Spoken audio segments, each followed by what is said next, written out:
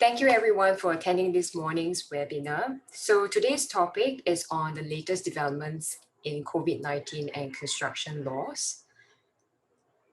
Specifically, the webinar will be broken up into two parts. The first part of the webinar, we will be looking at Part 8A and 8B of CODMA, also known as the COVID-19 Temporary Measures Act. And we'll be comparing that with the BCA circulars, the newer ones, the 19 April and 27 April 2021 circulars. We will also look at Part 10A of CODMA.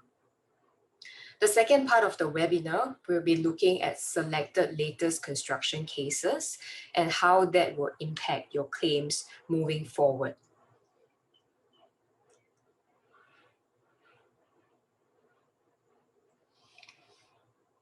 So last year, we saw Part 2 of CODMA being introduced on the 20th of April 2020. And this was basically a framework to allow you to obtain temporary relief from certain legal and enforcement actions for any inability to perform contractual obligations due to COVID-19. And under the old BCA circulars, there were a number of them last year, where there were ex gratia co-sharing or prolongation costs due to COVID-19. There was the 29 June 2020 circular, but it has since been superseded by later circulars. We've also seen the circular on treatment of claims arising from COVID-19 in public sector construction contracts, 25th September 2020, but this has since been as well. Last year, we also saw the introduction of Part 8 of CODMA, which commenced on the 30th of September 2020, and essentially provides relief for specific individuals and businesses that are affected by delays or breaches in separate construction or supply or related contracts, where such delays or breaches are due to COVID-19. So for example, if you have a separate hire purchase rental agreement and that is being affected, your rental costs have gone up because of delays in the primary construction contract, then you can make use of the framework under Part A of CODMA. So that's what we have last year, and that's just an overview.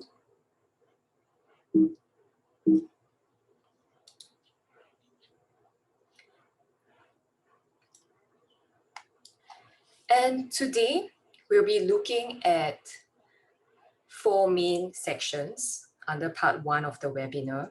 We'll look at Part 8A of CODMA. Essentially, it's a framework for you to claim extension of time. The law came into place on the 30th of November 2020, end of last year.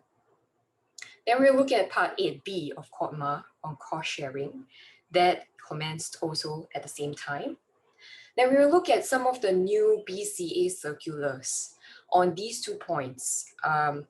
They are the ones that are dated 19 and 27 April 2021. Then we'll move on and look at Part 10A of CODMA. This is for reliefs for increase in manpower cost increases, but it has not come into force yet.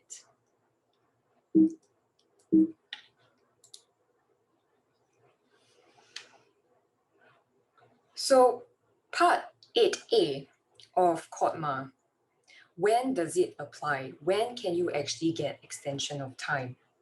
Essentially, you have to ensure that your construction contract was entered into before 25th March 2020 and is still ongoing as at 7 April 2020.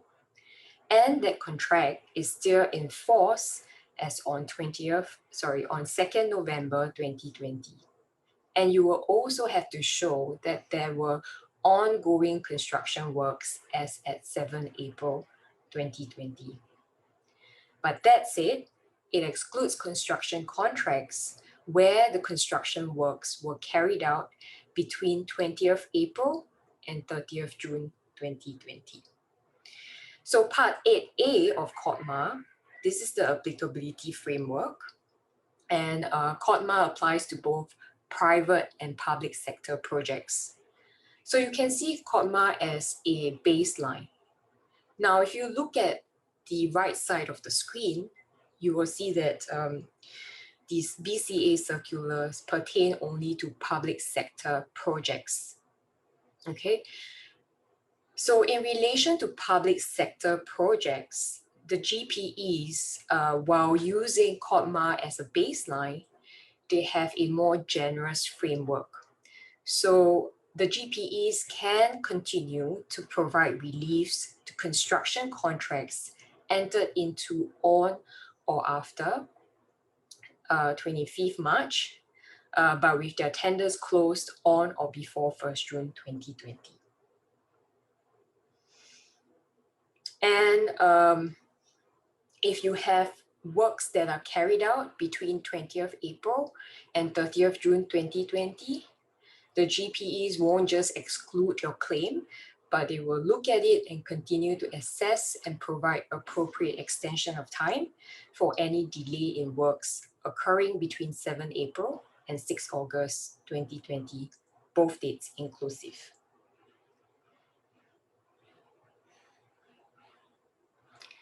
So we now look at the extension of time. How much are you entitled to? How many days are you entitled to? Under Part 8A, for extension of time, you are looking at a universal extension of time of 122 days for delays between the period of 7 April and 6 August 2020. And the framework is the same under the BCA circulars. As for how you go about claiming it, it's an automatic entitlement. You don't have to submit it in any documents or any payment claim. It will be granted to you. And it's the same thing under the circulars. But one thing you will have to note is that the BCA circulars, because they are intended to be more generous, even if your delay is caused by a COVID-19 event and it's outside the 7 April and 6 August timeframe, GPEs can still look at your extension of time claim and grant it, but purely on an ex gratia basis.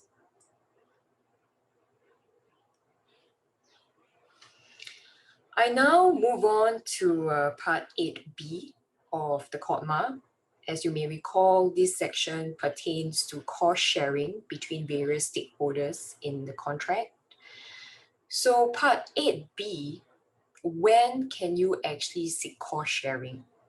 So here you have to ensure that your construction contracts were entered into before 25th March 2020 and have remained in force on 2nd November 2020. Again, construction works have to be ongoing as at 7 April 2020, but it excludes construction contracts where the party procuring the construction works is an individual.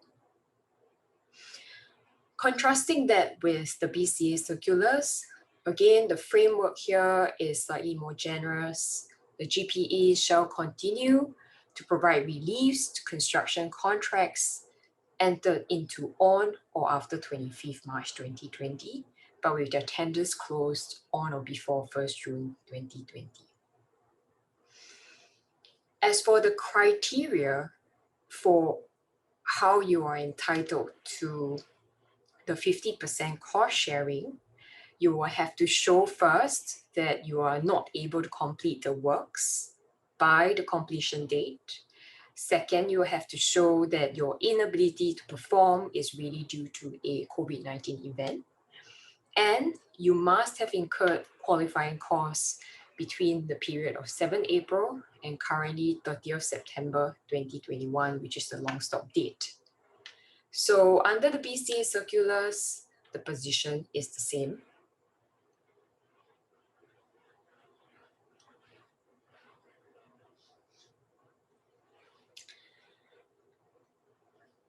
But with the cost sharing, there is an application of a monthly cap. There is a limit to how much you can claim.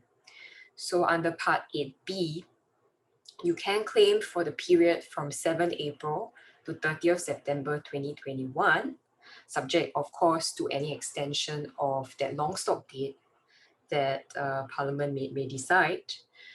But of course, for the month of April, because it wasn't a full month, that period of time will be prorated. Then under the BCA circulars, the position is the same.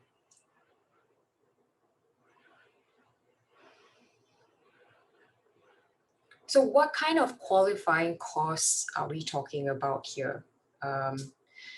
The Part 8B of QuadMA makes it very clear that the qualifying costs really are very selected items. So essentially, you can claim for rent or hire purchase installment for any plant or equipment if you're not able to complete the works. Any costs for maintaining the construction site, for example, pest control. Any cost to extend the validity period of any insurance that is obtained, and any performance bond cost that you have incurred due to the extended period, and any rent or other fee for the use of the premises in Singapore to store any materials or equipment. But that said, qualifying costs will exclude those that have been supported under any existing support schemes. So for example, if you have received rebates or waivers on foreign workers levy, any job support scheme, any construction restarter booster, or if there are costs that fall outside Part 8B, then you should be claiming those costs separately under the contract provisions. Now, turning to the BCA circulars, you will see that again, the framework for public sector projects is more generous. So it allows co-sharing of contractor-owned equipment costs, not just hire purchase or rent, but contractor-owned equipment costs. Of course, if you contrast this with the previous approach for public sector projects, previously it used to include all own equipment. So you can imagine that that would include supplier, subcontractor, contractor-owned equipment. But now it's just contractor-owned equipment under the BCA circulars.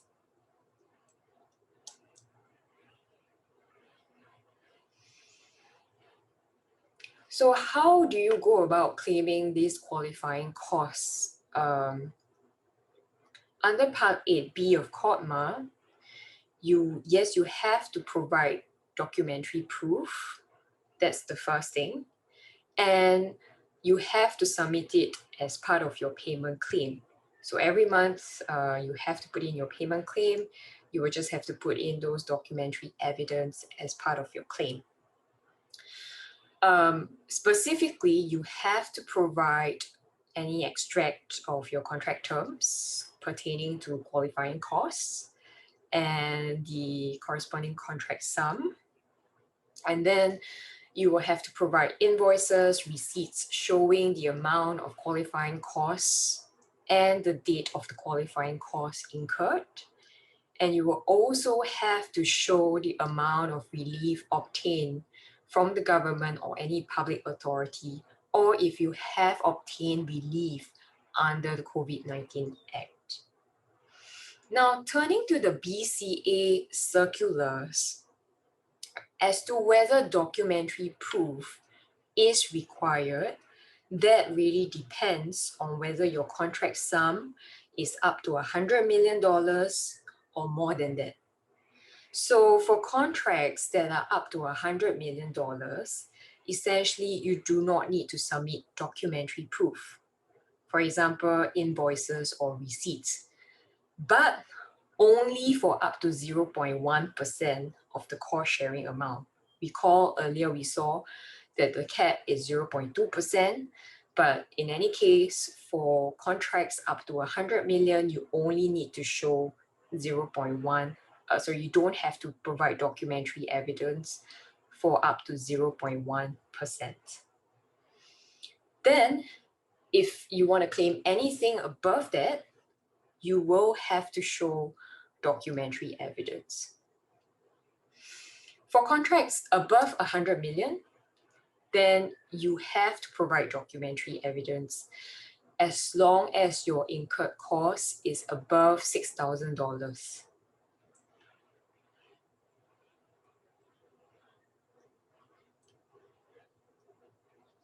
Okay, I now come to CODMA Part 10A. This section pertains to increase in foreign workers' costs. Here, the framework is now has gone through 2 rounds of reading, but it hasn't come into force yet. But very briefly, the framework applies to construction contracts that are entered into before 1st October 2020. The relief period is from 1st October 2020 to 30th September 2021, or any extended period thereafter. So you will have to negotiate between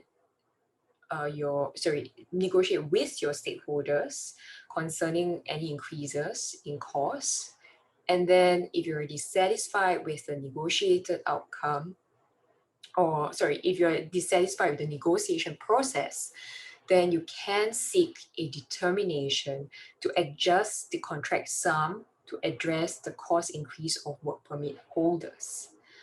And when the matter is brought before an assessor, he or she will then decide whether it's just and equitable to adjust the contract sum based on the facts of the case.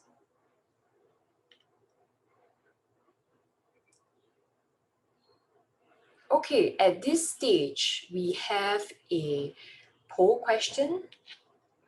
The poll question is, do you think the current COVID-19 measures are sufficient for the construction industry? Yes or no? So we'll just take about a minute to wait for the response to come in.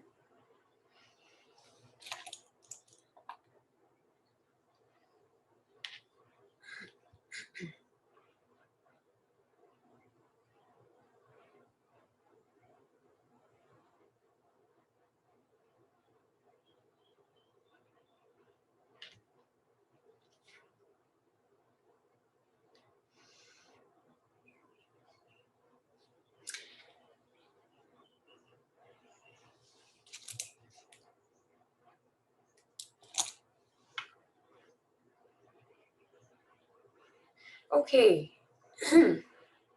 Oh, we have a very interesting set of responses. 52% said yes, current measures are sufficient. 48% said no, they are not sufficient. So, I mean, this is an interesting set of data, and I'm sure moving forward, there will still be continuing conversations with various government entities to see how else the construction industry can move forward as best as possible. Okay, so now let's move on to the next section of the webinar. As I mentioned, in this part of the webinar, I'll be taking you through 6 crucial cases. Most of them are Court of Appeal cases, and they're the latest cases that have occurred in the last 6 months or so. So it's important that these developments you are acquainted with these developments.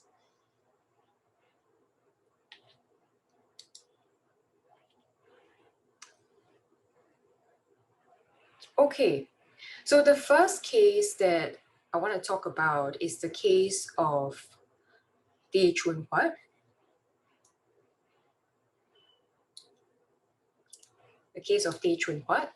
So this case is about, do you include or exclude public holidays when you are trying to derive your payment response due date.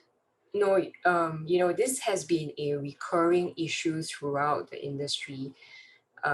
So it's important that we look at this latest High Court case on this point. So in this case, the contract incorporated the SIA conditions, the 9th edition.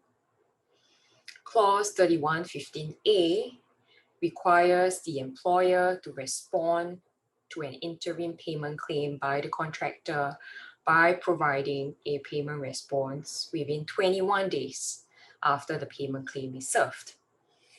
So here, the contractor then served the payment claim on the 20th of April 2020.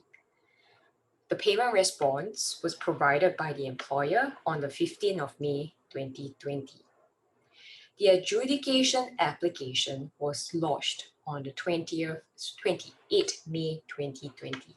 Now, I just want you to pay attention to the date of 28 May 2020 because that's actually the date that ultimately was being hotly contested before the High Court.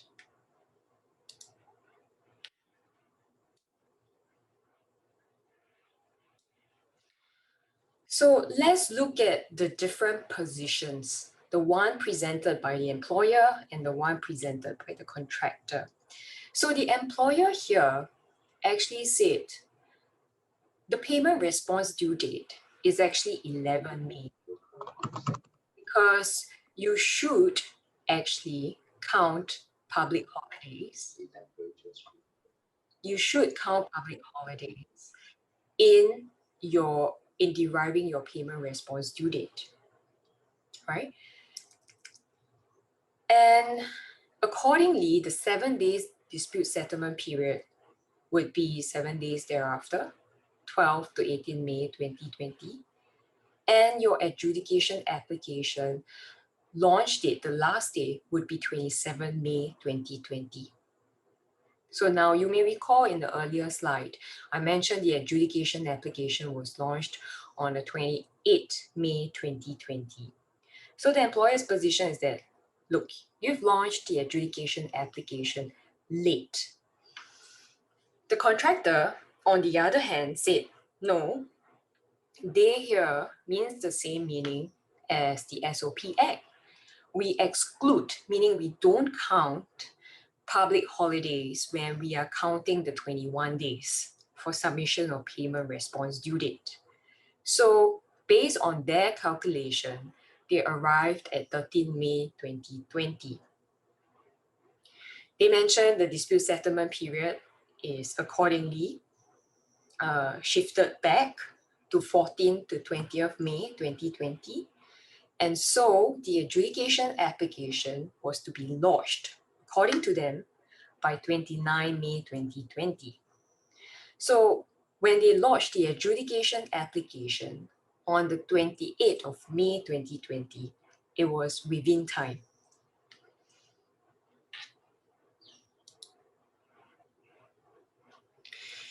The court then found that the adjudication application was actually submitted late by the contractor, who wrongly excluded public holidays in counting when the payment response is due. So the definition of day here, according to the High Court, is that in clause 3115A, you have to count public holidays when you are deriving the payment response due date. So the court looked at the number of sections in the contract and took an approach where when you are interpreting whether day includes or excludes public holidays in your contract, at the end of the day, it is really a contextual interpretation of your whole contract. And of course, there were a number of sections within the contract that supported the court's interpretation, and I'll come to that shortly. The first is the liquidated damages clause, right? So the court looked at the liquidated damages clause and said, when you are counting liquidated damages in that particular provision, there's no exclusion of public holidays. So that lends weight to the interpretation that you have to count public holidays in counting your payment response due date. Then the court also looked at the letter of award. There were some other contract provisions on time that seemed to support the position that public holidays should be included.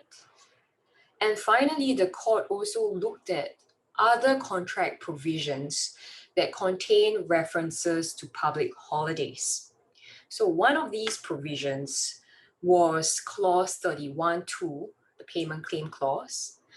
Essentially, this clause simply provides that if you have to submit your payment claim on a public holiday, you can submit it the next day.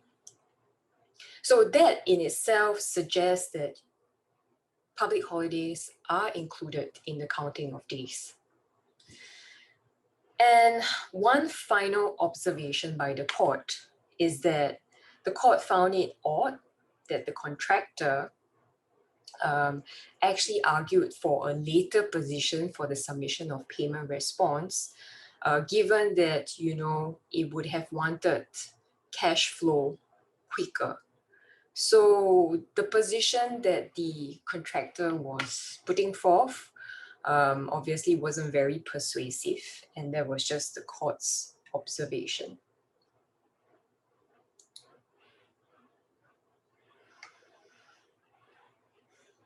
I now come to another case of Orient 1.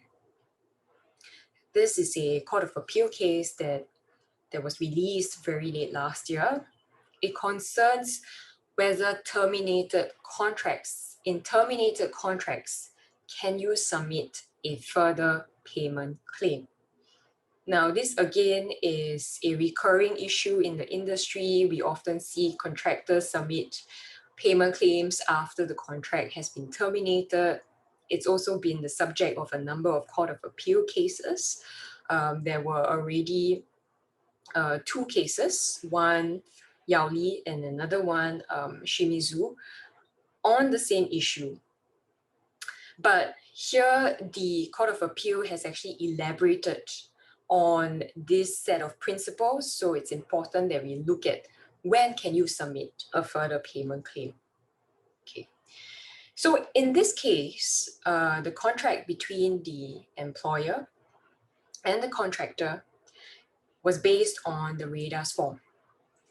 So on the 2nd of March 2017, the employer then terminated the contractor's employment pursuant to clause 2.5 of the supplementary agreement. Now, I just want you to pay attention to this fact because clause 2.5 was what was used to purportedly terminate the contractor's services. So the matter went for adjudication, and the adjudicator found that the contractor could serve payment claim 25 in that instance, even though it was served after the employment of the contractor had been terminated. So the employer was dissatisfied with the outcome and applied to the High Court to set aside the adjudication determination, but lost before the High Court. So the matter then went on appeal to the Court of Appeal. And let's see what the Court of Appeal has to say. So the Court of Appeal then allowed the employer's setting aside application.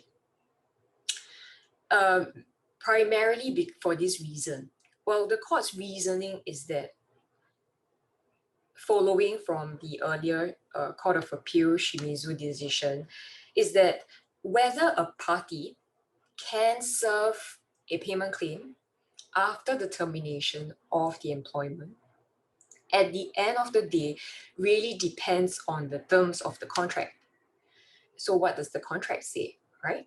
And you have to look at the rights that were exercised by the parties leading up to the termination of the contractor's employment. And recall in the earlier slide, I mentioned that the contract had been terminated under clause 2.5. But in this instance, the contractor tried to argue that actually there was a surviving right to submit a payment claim in clause 30.2, read with 30.3. But again, those were not the provisions that were relied on for its termination.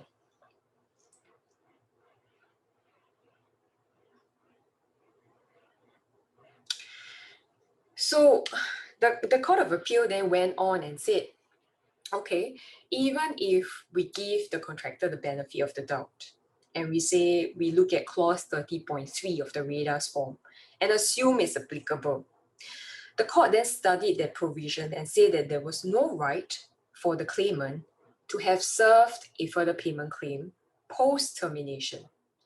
Because if you look at clause 30.3 of the RADAR's form, it was conditioned on the ascertainment of all costs incurred by the employer. But on the facts, the termination cost had not been ascertained as between the parties. And further, if you look at clause 30.3, it talks about the final settlement of accounts between the parties upon the employer's termination of the contractor's employment for breach. And the clause basically deals with damages. And as we all know, under the new SOP regime, it doesn't deal with damages unless under selected exceptions. So the Court of Appeal then clarified, okay, we have Section 2 and Section 42C of the SOP Act, because those provisions seem to suggest that you can submit a payment claim after termination. But the court clarified that yes, they could in principle apply to allow service of a payment claim post-termination, or even after lifting of a contractual suspension of payment. But at the end of the day, the SOP, these two sections should be read subject to any contrary terms in the contract. So here, the contract did not allow for submission of payment claim post-termination.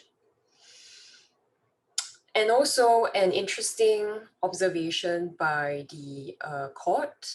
The court was also observing that it was odd that the contractor submitted a payment claim 2 years after the contract was terminated, and questioned whether that was actually cost effective, because at the end of the day, even if you obtain an adjudication determination, it only confers you with temporary finality, meaning the employer can still challenge the decision by bringing the matter to final dispute resolution. So that's one observation and something to think about.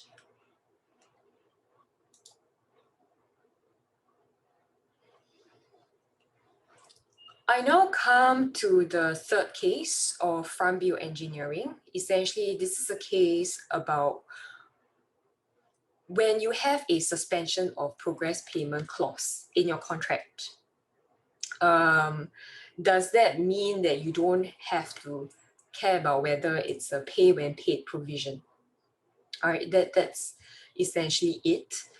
Very briefly, the facts of the case are that the main contractor in this case applied to set aside the unfavorable adjudication determination on the ground that the adjudicator failed to consider Section 42C of the SOP Act. Now, we know Section 42C deals with a scenario where you can actually suspend your progress payments until a later date, and the SOP Act would not apply in the interim.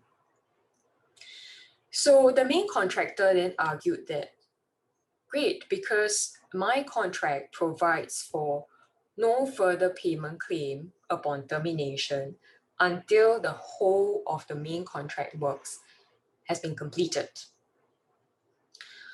The subcontractor, looking at that clause, then said, no, but it's a pay when paid provision. because while it's a suspension provision, there is a pay when paid element in it. It contingents the subcontract payment on the main contract works.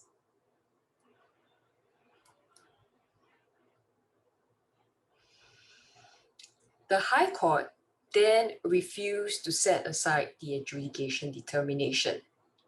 All right. The court actually came to the view that Section 42C, the suspension provision, did not take primacy over Section 9, which is the pay when paid provision. So the court's position is that when you have a contract that contains a suspension for further payments to another party following the termination of a contract, an adjudicator, if the matter is before him, will have to consider, is this suspension clause a pay when paid provision that falls foul of Section 9 of the SOP Act?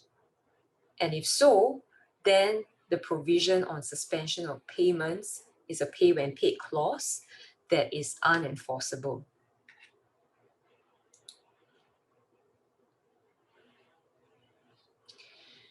And moving on, the High Court also affirmed the principles in Shimizu and Orion 1, right? That is, whether a terminated contract allows a contractor to claim for payments for work done prior to termination, it really depends on the terms of the subcontract. So, as you may recall, Clause 9b, the court said it was a pay when paid provision. And when you look at all the other sections in your subcontract, it did not contain other provision for submission of payment claims. And also, there are no other terms within the contract that seems to suggest the contrary. So the court then applied the SOP Act to get fill the subcontract terms and to allow the submission of the payment claim.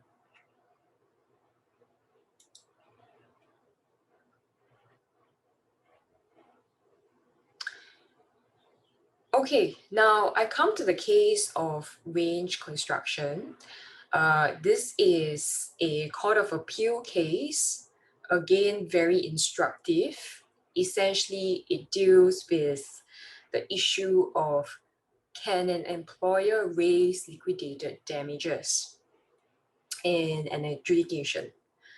Well, this issue is interesting because the court, in this case, looked at the position before the amendment of the SOP Act and post-amendment, which came into play on 15 December 2019. And let's look at the facts of this case. So here, the subcontractor sought to set aside the adjudication determination that it was dissatisfied with on a number of grounds. But crucially, one of the grounds that it had taken issue with was that the adjudicator had no jurisdiction to take into account liquidated damages sought to be deducted by the main contractor against the subcontractor. So here, the subcontractor argued that the liquidated damages is in the nature of compensatory damages, is not for construction work done. Now, this is a very frequent argument that is raised presently under the new regime.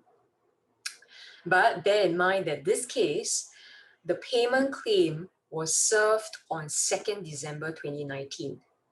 That means it came under the old regime because the new regime only came into play on 15 December 2019. So anyway, the old regime applied to this case.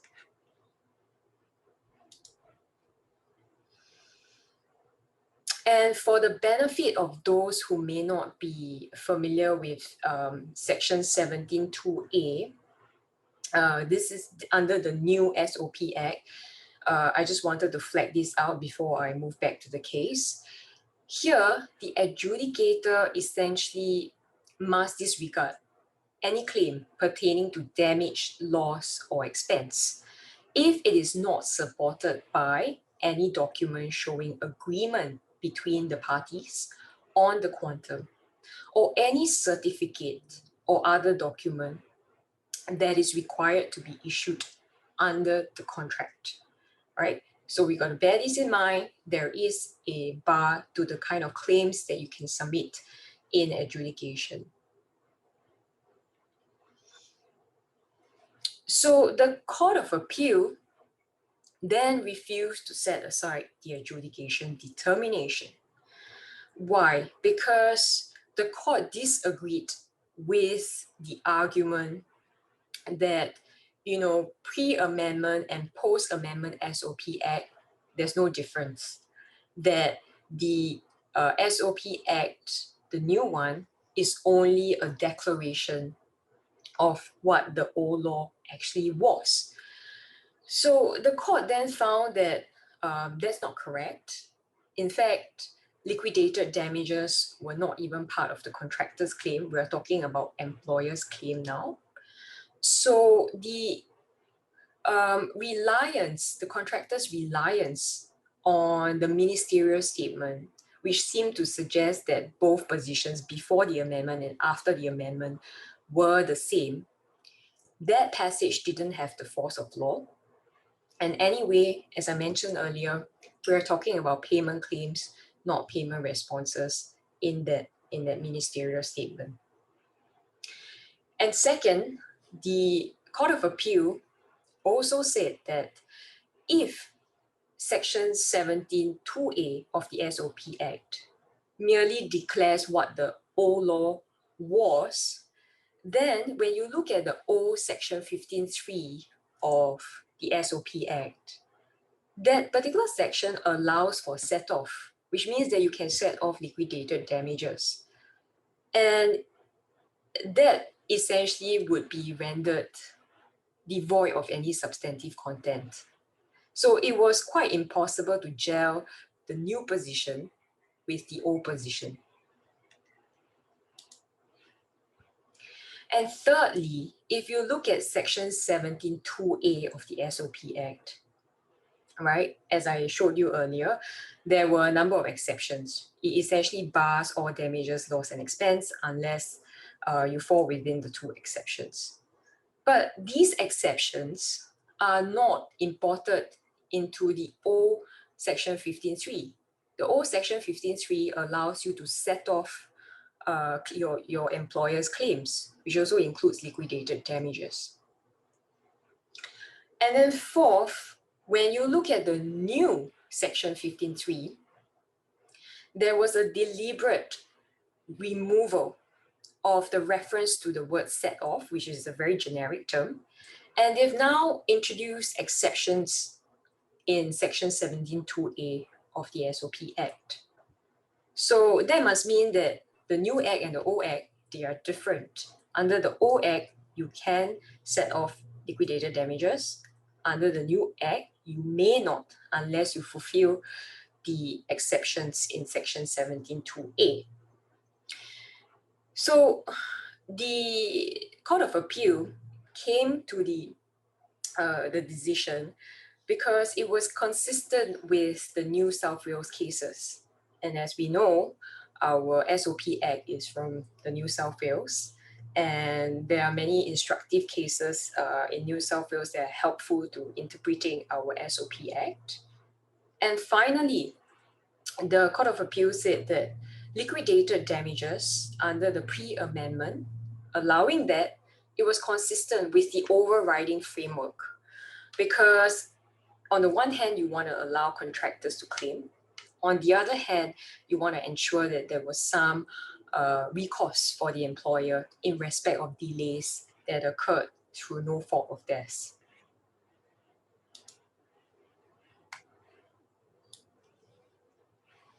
I now come to the fifth case, and then we'll end off shortly with the last case. Okay, so here, this case is Diamond Glass. Okay, this case is a very new case. Essentially, it talks about to what extent can you enforce your adjudication determination?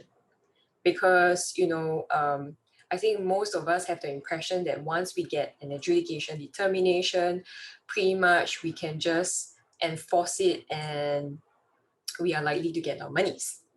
So this case then offers a perspective on what sort of limits there might be on the enforcement of your adjudication determination. So here the facts are these.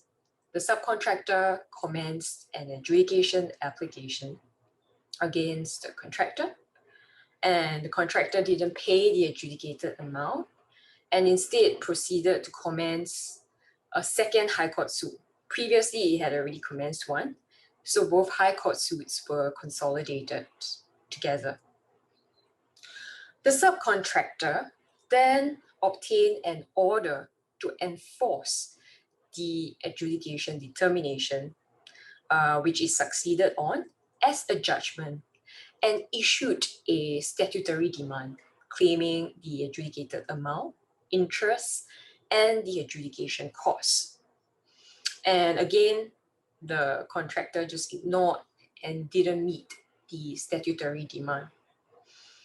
The subcontractor then took up winding up proceedings.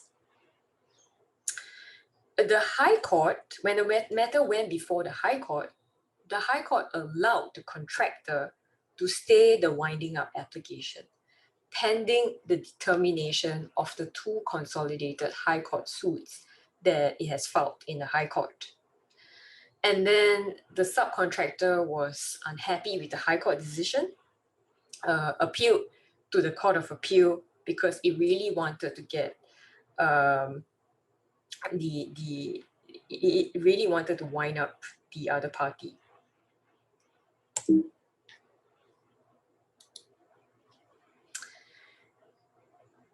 So here, the Court of Appeal then said, look, the appeal to enforce the adjudication determination by way of winding up should be dismissed. But at the same time, the Court of Appeal varied the previous High Court order and allowed the payment of the judgment, the debt to be paid into court. So here, the court then came up with some principles that we should bear in mind. The first is that if you are an adjudication judgment debtor, you cannot dispute the debt in the adjudication determination, because we all know that the adjudication determination has temporary finality, right?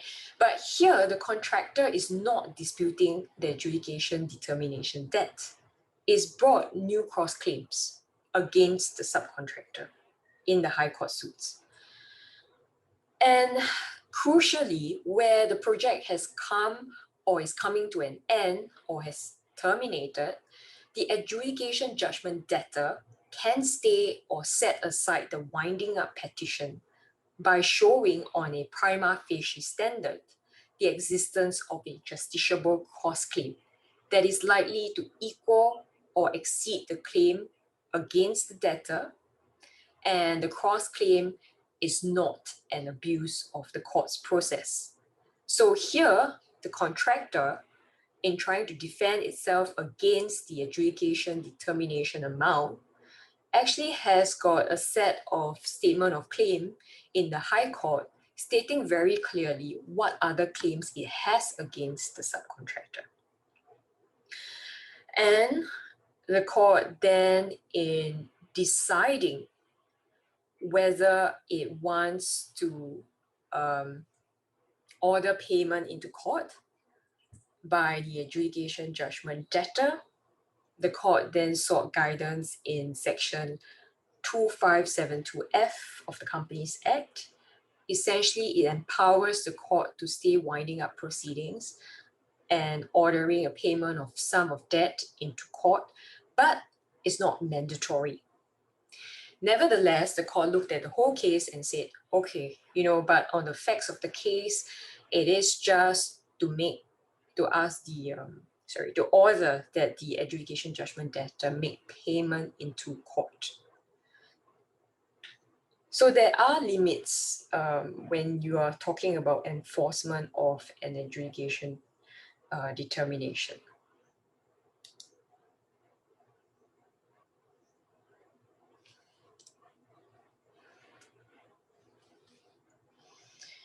Okay, I now come to the last case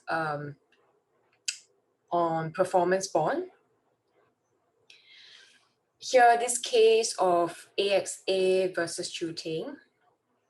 Essentially, this is another recurring issue in the industry. When can you call on a bond? Okay, but in this case, what is interesting is that it's not a fight between, two parties to a construction contract or supply contract, but instead it's a fight between the issuer of the bond, i.e. AXA in this case, refusing to pay, okay, under an indemnity bond. And let's look at the facts of the case. To what extent can an insurer now say that when we have an indemnity bond that's presented to us, to what extent can they actually resist payment to a contractor? So we'll now look at the case. So this case, CT in this case is the main contractor. They essentially called on an indemnity bond because they've alleged that certain works were done defectively or not completed by QBH. So, and at that point in time, QBH was already in liquidation. So after writing to QBH's liquidator, there was no response. And what happened after that was that CT then wrote to AXA and demanded payment because they had an indemnity bond from AXA. AXA then refused to pay on the basis that the bond was only payable upon a determination as between CT and QBH or an admission of QBH's breach of the subcontract and the loss suffered by CT. So to put it another way, AXA was essentially saying, show me that you have a determination either by a court or an arbitral tribunal, or you show me that QBH has admitted it's wrong before I will make payment to you.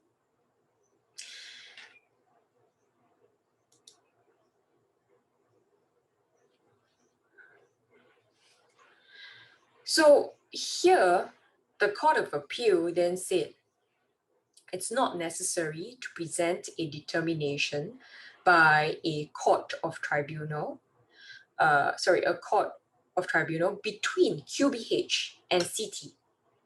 And you don't need an admission by QBH before you have a valid call on the bond. And the first part of it, which helped the court come to its decision, is clause 1 of the bond. So clause 1 of the bond essentially is one of those fairly standard indemnification clauses to say that it would indemnify, AXA would indemnify all losses, etc., sustained by CT under the construction contract. So the court, looking at this clause, said that CT only needs to establish that QBH failed to fulfill the terms of the subcontract and that CT had suffered losses. So there's no need to refer to any determination or any admission of breach by QBH. So that's one. Then the court looked at clause 5 of the bond. And clause 5 of the bond essentially sets out when payment is to be made. Again, it's one of those fairly standard clauses that says that when you make a call within 30 business days, we will make payment, and the insurer will have no duty to inquire into the reasons behind the bond call. So the court then, based on this clause, said that AXA had already contracted to protect itself, and it's done so by this clause, right? It's not introduced any element to say that it will not accept any claim from a contractor without showing proof of a determination or an admission. So essentially, the court was very clear on this point. AXA had no right to raise the standard before it will release the monies to be paid to CT under the bond.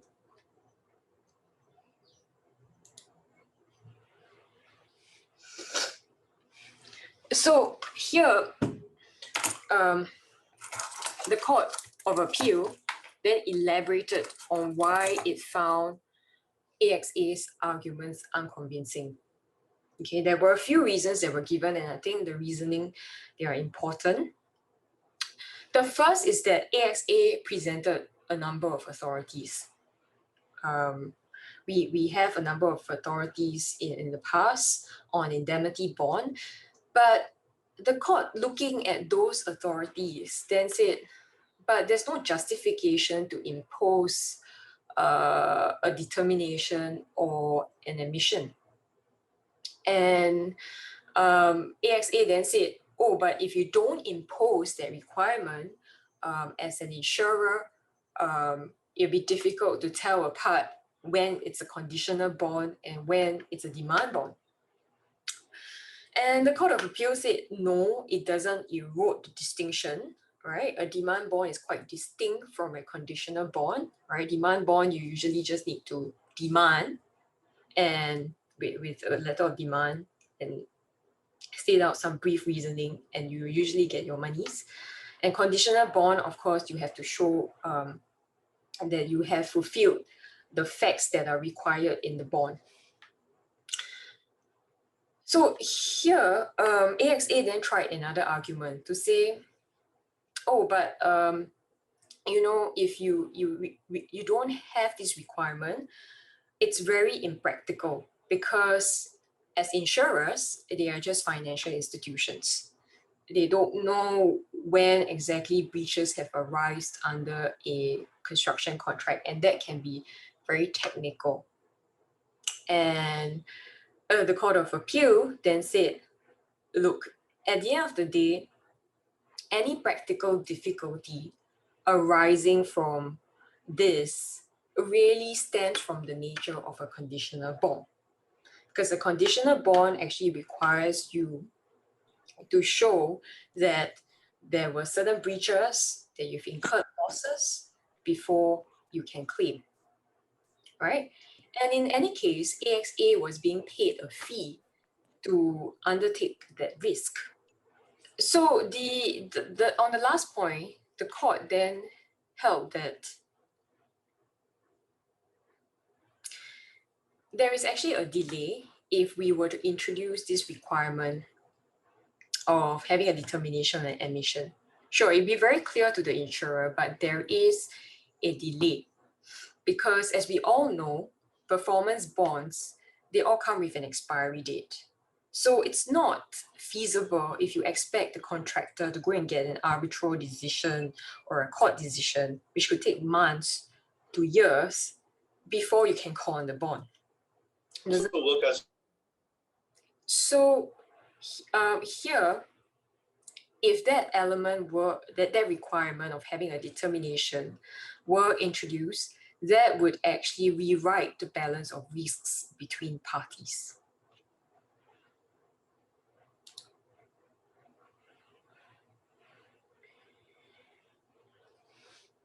Okay, I now come to the last slide that I have for today.